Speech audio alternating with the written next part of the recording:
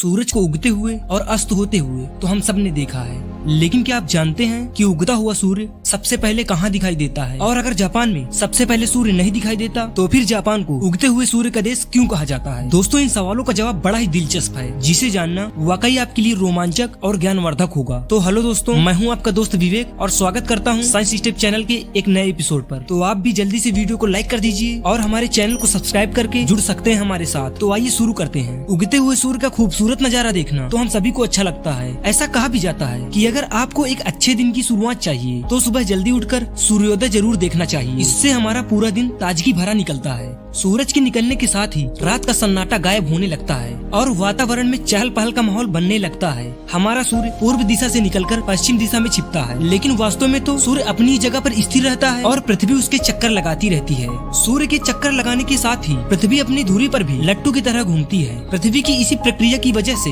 दिन और रात होते हैं। सूरज को उगते और अस्त होते तो हम सभी ने देखा ही है, लेकिन क्या जापान में होता है सबसे पहले सूर्योदय? आइए इसके बारे में चर्चा करते हैं। पहले जापान को सबसे पहले सूर्योदय की धरती माना जाता था, लेकिन जब से सभी देशों ने जीएमटी टाइम को मान्यता दी है, तब से सबसे पहले सूर्योदय का सम्मान न्यूजीलैंड के पास चला गया है। अब आप सभी के मन में भी ये सवाल होगा कि आखिर ये जीएमटी टाइम है क्या? दोस्तों, जीएमटी टाइम का मतलब है ग्रीनविच मीन टाइम। इसके बारे में मैं आपको विस्तार से समझाता हूँ। दोस्तों, Greenwich mean time great Britain का मानक समय है। इंग्लैंड के निकट शून्य देशांतर पर स्थित ग्रीनविच नामक स्थान से गुजरने वाली काल्पनिक रेखा को शून्य देशांतर रेखा कहा जाता है। इसी देशांतर रेखा के समय को सभी देश अपना मानक समय मानते हैं। अब आते हैं अपने पॉइंट पर वापस।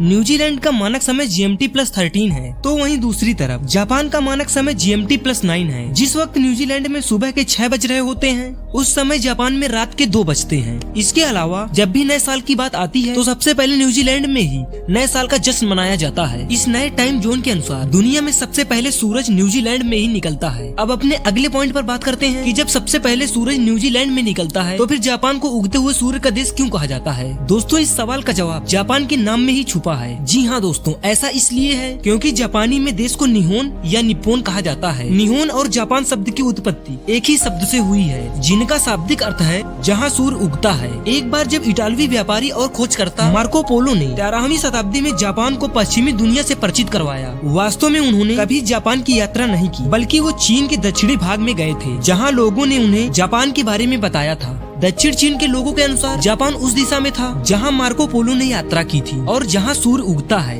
इसीलिए वो लोग इसे चीनी में जीपंग या जूपंग कहते थे, जिसका अर्थ है जहां सूर्य की उत्पत्ति होती है। और फिर धीरे धीरे लोग इसे उगते हुए सूर्य की धरती मानने लगे।